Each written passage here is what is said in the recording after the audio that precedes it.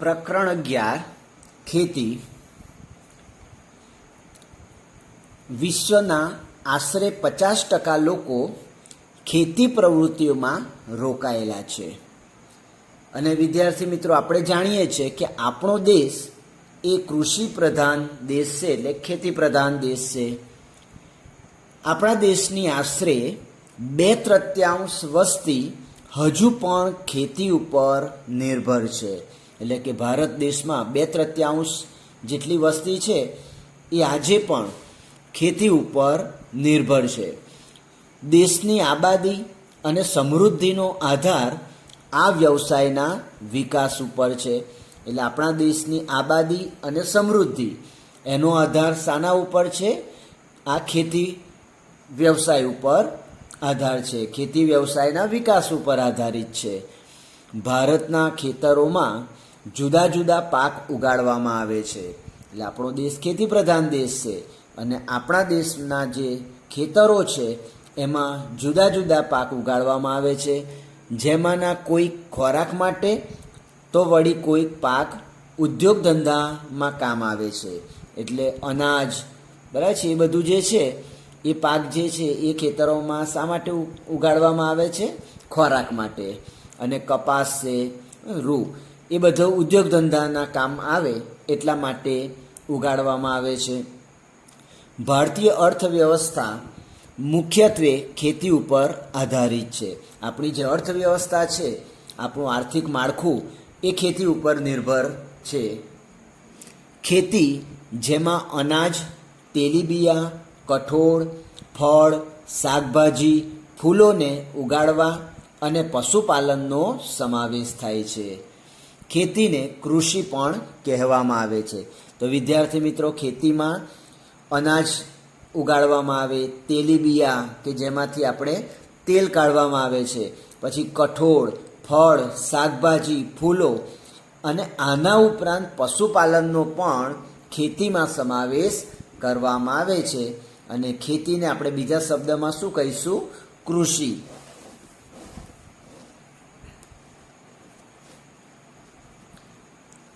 ખેતી માટે અનુકૂળ જમીન, પાણી અને આબોહવા આવશ્યક છે. ખેતી માટે શું જરૂરી છે? અનુકૂળ જમીન, પાણી અને આબોહવા. તમે નકશામાં જોઈ શકો છો કે કૃષિ પ્રવૃત્તિઓ વિશ્વમાં તે જ પ્રદેશોમાં કેન્દ્રિત છે જ્યાં પાકની ખેતી માટે યોગ્ય પરિબળો અસ્તિત્વમાં છે. તો અહીંયા આગળ તમે જે નકશો છે એ નકશાની અંદર તમે જોઈ શકો છો, બરાબર છે. જે લીલો ભાગ દેખાય છે એ બધી જગ્યાએ ખેતી થાય છે. આપણો ભારત તમે જુઓ તો ઓલમોસ્ટ સમગ્ર ભારત બસ એમાં ખેતી થતી જોવા મળે છે. તો ખેતી પ્રધાન દેશ એટલા માટે જ કહેવામાં આવે છે કે મોટા ભાગની જે વસ્તી છે આપણી 2/3 ભાગની વસ્તી એ ખેતી ઉપર આધારિત છે.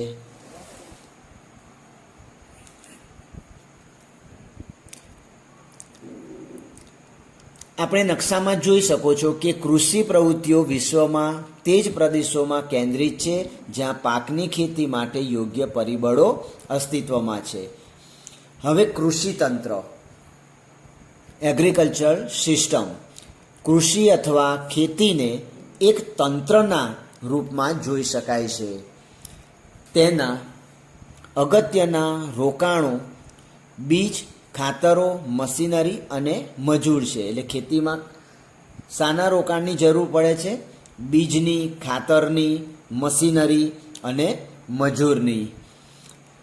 પછી ખેડવું, વાવણી, સિંચાઈ, નીંદણ, કાપણી અને લણણી તેની કેટલીક ક્રિયાઓ છે. એટલે કે આપણે ખેતીમાં આ બધી ક્રિયાઓ કરવી પડતી હોય છે. ખેડવાની, વાવણી કરવાની, સિંચાઈ એટલે પાણી માટેની જરૂરિયાત પૂર્ણ કરવાની, નીંદણની, કાપણી અને લણણીની.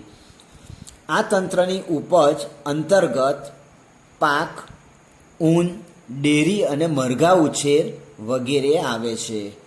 તો આ તંત્રની ઉપજ શું હોય? તો પાક હોય, ઊન, ડેરી અને મરઘા ઉછેર વગેરે હોઈ શકે. હવે જમીન વિશે આપણે માહિતી મેળવીએ તો જમીનના પ્રકારો, ટાઈપ્સ ઓફ સોઇલ. એમાં પહેલું છે કાંપની જમીન. કાંપની જમીનનું નિર્માણ નદીઓ દ્વારા નિક્ષેપિત કાંપને લીધે થાય છે. એટલે કે નદીઓ જે છે એ પોતાના વહેણમાં, પોતાના પ્રવાહમાં કાંપને ઢસડી લાવે છે અને એને કારણે જે જગ્યા ઉપર કાંપ ઠરે છે ત્યાં કાંપની જમીનનું નિર્માણ થાય છે. તે ચીકણી અને ઘેરા રંગની હોય છે. કાંપની જમીન દેશના ઘણા મોટા વિસ્તારમાં જોવા મળે છે. એટલે કાંપની જમીન છે એ દેશના ઘણા બધા વિસ્તારોમાં જોવા મળે છે. ગુજરાતમાં લગભગ 50% કરતાં વધુ વિસ્તારમાં કાંપની જમીનો જોવા મળે છે. એટલે આપણે જો ગુજરાતની વાત કરીએ તો ગુજરાતમાં 50% કરતાં પણ વધુ વિસ્તારોમાં આ કાંપની જમીન જોવા મળે છે.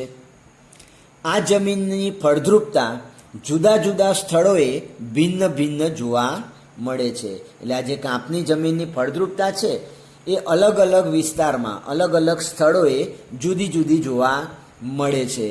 પરંતુ સામાન્ય રીતે આ જમીન ઘણી જ ઉપજાઉ હોય છે. એટલે એમાં સારો એવો પાક તમે મેળવી શકો છો. આ જમીનમાં ડાંગર, શેરડી, શણ, કપાસ, મકાઈ, તેલીબિયા વગેરે પાકો લેવાય છે. બીજો પ્રકાર છે રાતી જમીન, રેડ સોઇલ.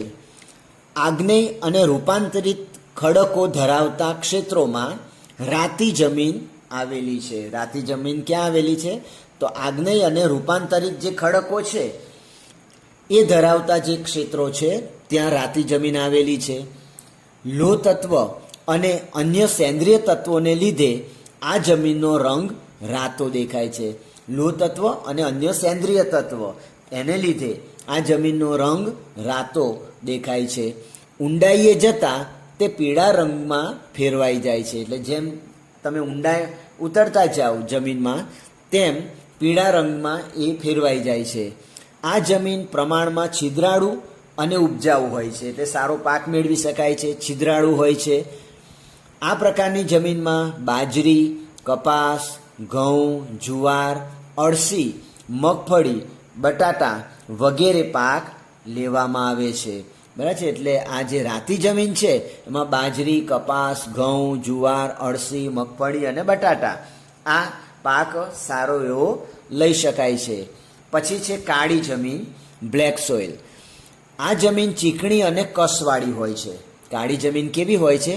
ચીકણી હોય છે અને કસવાળી હોય છે. આ જમીનની ભેજ સંગ્રહ શક્તિ ઘણી વધારે હોય છે. એટલે કાળી જમીન છે એ વધુ પ્રમાણમાં ભેજનો સંગ્રહ કરી શકે છે. અને જ્યારે સુકાય છે આ ભેજ, તો જ્યારે ભેજ સુકાય છે ત્યારે તેમાં ફાટો એટલે કે તિરાડો પડી જાય છે. આ જમીન કપાસના પાક માટે વધુ અનુકૂળ છે. એટલે કે કાળી જમીન છે એ કપાસના પાક માટે ખૂબ ઉપયોગી છે. તેથી તો તે કપાસની કાળી જમીન તરીકે જાણીતી બની છે. એટલે કાળી જમીનને કપાસની કાળી જમીન તરીકે ઓળખવામાં આવે છે. આ જમીન રેગુર નામે પણ ઓળખાય છે. એટલે કાળી જમીનને બીજા કયા શબ્દથી ઓળખાય છે? રેગુર, એના નામે પણ ઓળખાય છે. આ પ્રકારની જમીનમાં કપાસ, અળસી, સરસવ, મગફળી, તમાકુ અને અડદ જેવા કઠોળ વર્ગના પાકો લેવામાં આવે છે. એટલે કપાસ તો થાય છે જ કાળી જમીનમાં, પણ એ ઉપરાંત કપાસ ઉપરાંત અળસી, સરસવ, મગફળી, તમાકુ અને અડદ વગેરે જેવા પાકો લેવામાં આવે છે, ઉગાડવામાં આવે છે. ચલો હવે પછી જમીનનો પ્રકાર છે પડખાવ કે લેટેરાઇટ જમીન, લેટેરાઇટ સોઇલ. વધુ વરસાદને કારણે તીવ્ર ધોવાણના ક્ષેત્રોમાં પડખાવ જમીન તૈયાર થાય છે. કે જ્યાં વધારે વરસાદ પડે છે એને કારણે ખૂબ જ મોટા પ્રમાણમાં જમીનનું ધોવાણ થાય છે, તો એવા ક્ષેત્રમાં પડખાવ જમીન તૈયાર થાય છે. વધુ વરસાદને કારણે જમીનના ઉપરના સ્તરમાંથી પોષક તત્વો ધોવાઈને નીચેના સ્તરમાં ઉતરે છે. એટલે જે ઉપરનું પડ છે એ ઉપરના પડમાંથી જે પોષક તત્વો છે એ પોષક તત્વો વધારે વરસાદ પડવાને કારણે ધોવાઈ અને જમીનના નીચેના સ્તરમાં, નીચેના પડમાં ઉતરે છે. તેનો લાલ રંગ લો ઓક્સાઇડને કારણે હોય છે. એટલે પડખાઉ જમીન લાલ રંગની દેખાય છે અને એ લાલ રંગનું દેખાવા પાછળનું કારણ શું છે? લો ઓક્સાઇડ. કેટલીક જગ્યાએ તેની ઉપલી સપાટી સુકાઈ જવાથી એ સખત થઈ જાય છે. ત્યારે આવી પરિસ્થિતિમાં એ જમીન ખેતી યોગ્ય રહેતી નથી. કેટલીક વખત શું થાય છે કે જે ઉપલી સપાટી છે એ સુકાઈ જાય છે અને સખત એટલે એકદમ કઠણ બની જાય છે. તો આવી પરિસ્થિતિમાં આ જે જમીન છે એ પછી ખેતી લાયક રહેતી નથી. જૈવિક દ્રવ્યોનું પ્રમાણ ઓછું હોવાથી આ જમીન ઓછી ફળદ્રુપતા ધરાવે છે. એટલે કે આ જમીનમાં જૈવિક દ્રવ્યો જે છે બસ એ દ્રવ્યોનું પ્રમાણ ઓછું હોય છે, નહિવત હોય છે. એટલે ફળદ્રુપતાની દ્રષ્ટિએ આ જમીન ઓછી ફળદ્રુપ છે. પણ તેમાં ખાતર નાખીને, પણ એને ફળદ્રુપ બનાવવા માટે તમે એને ખાતર નાખીને એને ફળદ્રુપ બનાવી શકો છો અને એમાં કપાસ, ડાંગર, રાગી, શેરડી, ચા, કોફી, કાજુ વગેરેના પાક લઈ શકાય છે. તો હવે આપણે પાંચમો પ્રકાર જોઈએ, રણ પ્રકારની જમીન, ડેઝર્ટ સોઇલ. આ જમીન સૂકી અને અર્ધ સૂકી આબોહવાવાળી પરિસ્થિતિમાં જોવા મળે છે. સૂકી અને અર્ધ સૂકી આબોહવાવાળી જે પરિસ્થિતિ છે એમાં જોવા મળે છે. આ જમીન રેતાળ અને ઓછી ફળદ્રુપ હોય છે.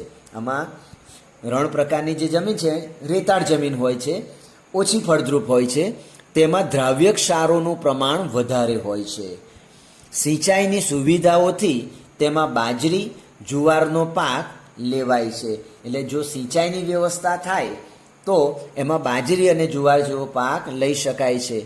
આ પ્રકારની જમીન રાજસ્થાન, ગુજરાત, હરિયાણા અને દક્ષિણ પંજાબમાં જોવા મળે છે. એટલે રણ પ્રકારની જમીન એટલે કે રેતાળ જમીન ક્યાં જોવા મળે છે? રાજસ્થાન, ગુજરાત, હરિયાણા અને દક્ષિણ પંજાબમાં જોવા મળે છે.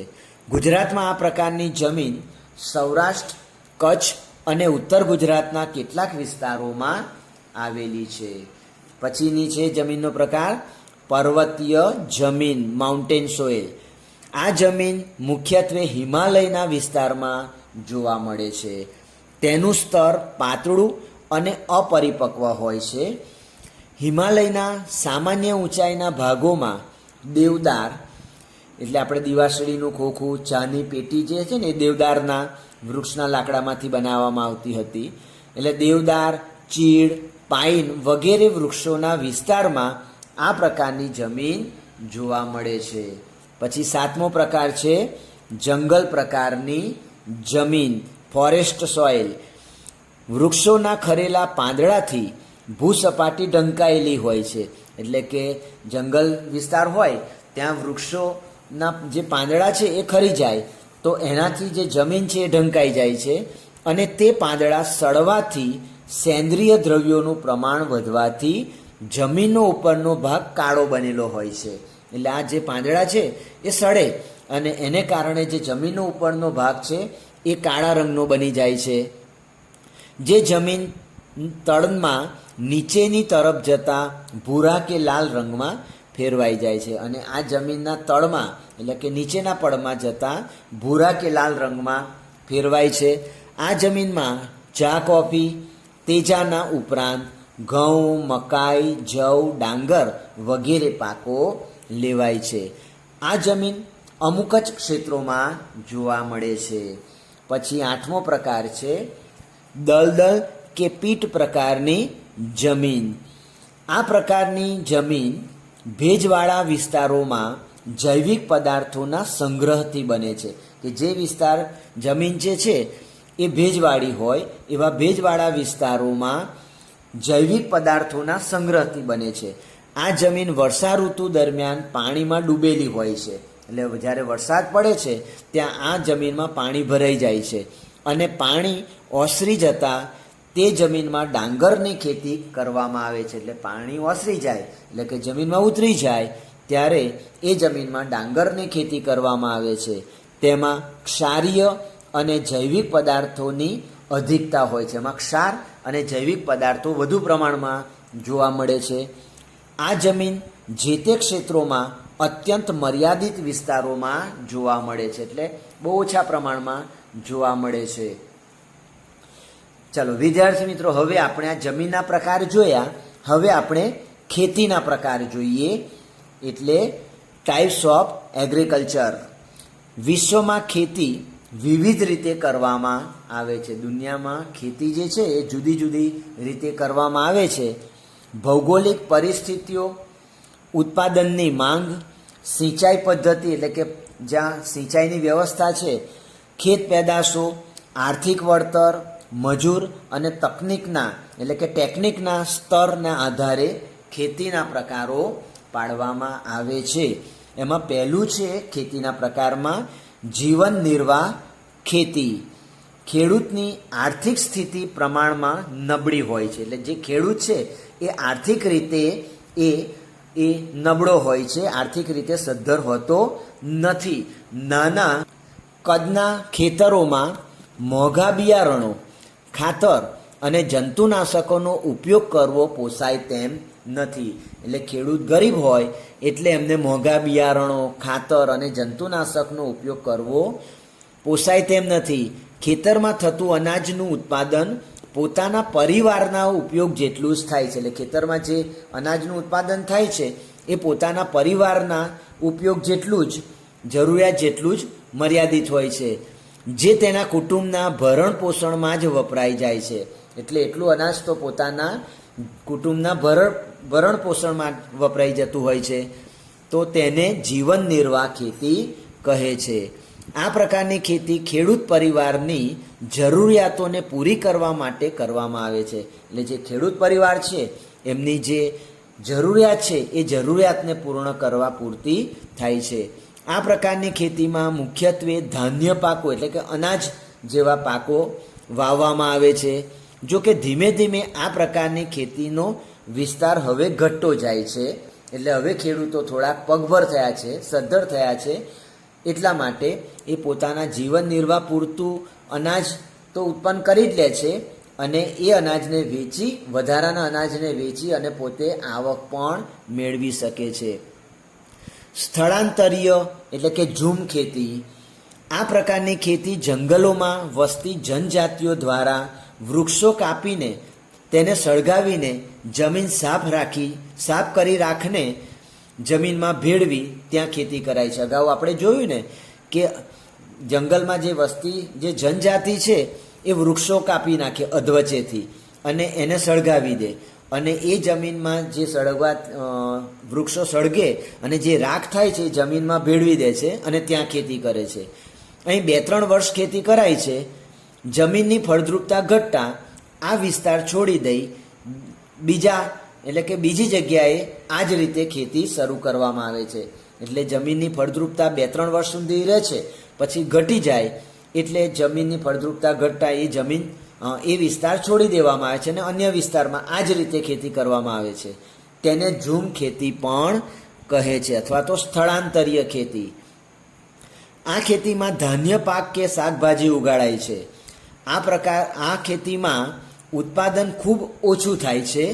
આ ખેતી એમેઝોન બેસિનના ગહન વન ક્ષેત્ર, ઉષ્ણકટિબંધીય આફ્રિકા, દક્ષિણ પૂર્વ એશિયા અને ભારતના પૂર્વોત્તર રાજ્યોમાં હાલ અલ્પ પ્રમાણમાં જોવા મળે છે. તો આ પ્રકારની ખેતી આ એમેઝોન બેસિનના ગહન વન ક્ષેત્રમાં, ઉષ્ણકટિબંધીય આફ્રિકા, દક્ષિણ પૂર્વ એશિયા અને ભારતના પૂર્વોત્તર રાજ્યોમાં થતી જોવા મળે છે, અને એ પણ ખૂબ જ અલ્પ પ્રમાણમાં. હવે સઘન ખેતી. આ આધુનિક ખેત પદ્ધતિ છે.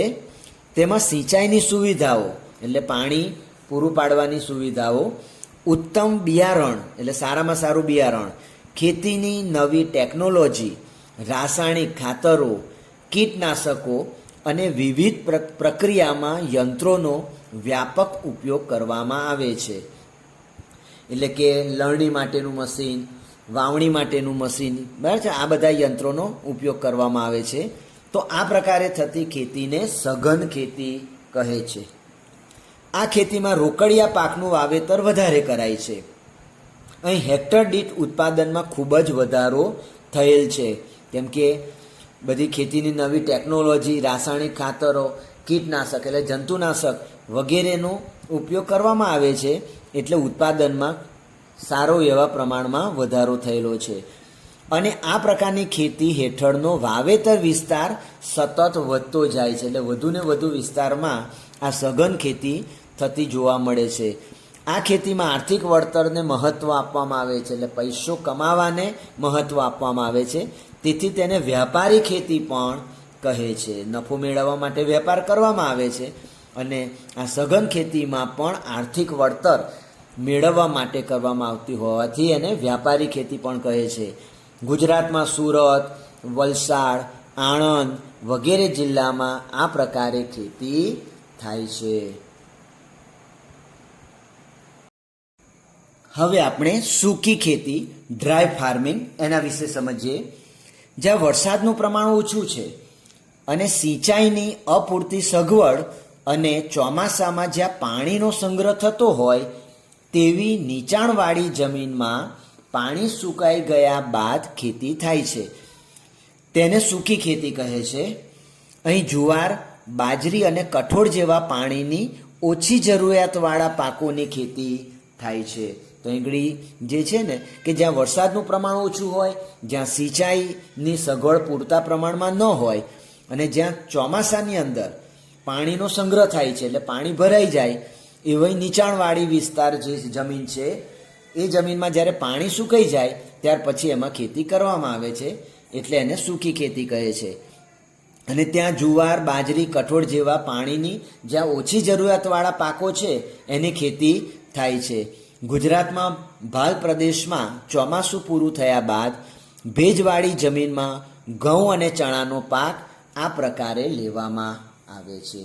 બરાબર છે. એટલે ગુજરાતની વાત કરીએ તો ભાલ પ્રદેશમાં જ્યારે ચોમાસું પૂર્ણ થાય ત્યારે ત્યાં એ પ્રકારની ખેતી, ભેજવાળી જે જમીન છે ત્યાં ઘઉં અને ચણાનો પાક, તો એ પ્રકારની ખેતી કરવામાં આવે છે. પછી આર્દ્ર ખેતી, વેટ ફાર્મિંગ, જ્યાં વરસાદનું પ્રમાણ અધિક છે અને સિંચાઈની સગવડ પણ વધુ છે, એટલે જ્યાં વધુ વરસાદ પડે છે અને સિંચાઈની પણ પૂરતા પ્રમાણમાં સગવડ હોય તેવા વિસ્તારોમાં આર્દ્ર એટલે કે ભીની ખેતી કરવામાં આવે છે. વરસાદ ન પડે કે ઓછો પડે ત્યારે સિંચાઈ દ્વારા વર્ષમાં એક કરતાં વધુ પાક લઈ શકાય છે. એટલે જ્યારે વરસાદ ના પડે અથવા તો ઓછો પડે તો જ્યાં સિંચાઈની વ્યવસ્થા જોવા મળે છે, એટલે સિંચાઈ દ્વારા વર્ષમાં એક કરતાં વધુ પાક લઈ શકાય છે, જેમાં ડાંગર, શેરડી, કપાસ, ઘઉં અને શાકભાજીની ખેતી કરાય છે. એટલે આ ભીની ખેતીમાં ડાંગર, શેરડી, કપાસ, ઘઉં અને શાકભાજીની ખેતી કરાય છે. અને છેલ્લે જોઈએ આપણે બાગાયતી ખેતી. બગીચાની પદ્ધતિએ સાર સંભાળ લઈને થતી ખેતી બાગાયતી ખેતી કહેવામાં આવે છે. એટલે બગીચાની પદ્ધતિએ સાર સંભાળ લેવામાં આવે અને એ દ્વારા જે ખેતી કરવામાં આવે એને બાગાયતી ખેતી કહેવામાં આવે છે. એકવાર વાવણી કર્યા બાદ વર્ષો સુધી તે ચોક્કસ ઋતુમાં કે 12 માસ ઉત્પાદન આપે એવા પાકો બાગાયતી પાકો કહેવાય છે. એટલે એક વખત એની વાવણી કરવામાં આવે છે અને વર્ષો સુધી અને ચોક્કસ ઋતુમાં અથવા તો 12 માસ ઉત્પાદન આપે એવા પાકોને આપણે બાગાયતી પાકો કહે છે. જેમ કે રબર, પછી ચા, કોફી, કોકો, નાળિયેર, ઉપરાંત સફરજન, કેરી, સંતરા, દ્રાક્ષ, આંબળા, લીંબુ, જામફળ, બોર, ખારેક વગેરે ફળોની ખૂબ જ માવજત સાથે ખેતી કરાય છે. એટલે આપણે જાણીએ છીએ વિદ્યાર્થી મિત્રો કે આપણે આંબાનું વૃક્ષ એક વખત રોપ્યું, બરાબર છે, તો પછી એની માવજત થોડા સમય સુધી કરવી પડે, પછી વર્ષો સુધી એમાંથી તમને કેરી, બરાબર છે, એ મળતી હોય છે. એટલે એમાંથી તમે ઘણા વર્ષો સુધી પાક મેળવી શકો છો.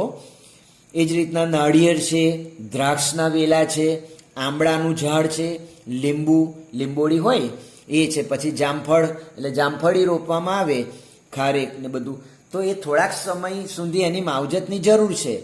પછીથી વર્ષો સુધી, બરાબર છે, એમાંથી ચોક્કસ ઋતુમાં આપણે જાણીએ છીએ કે ઉનાળામાં કેરી આવે છે, તો એવા ચોક્કસ ઋતુમાં અથવા તો કોઈ વખત 12 માસ એમાંથી તમને પાક મળતા રહે, એ બધાને આપણે બાગાયતી પાકો કહેવાય છે.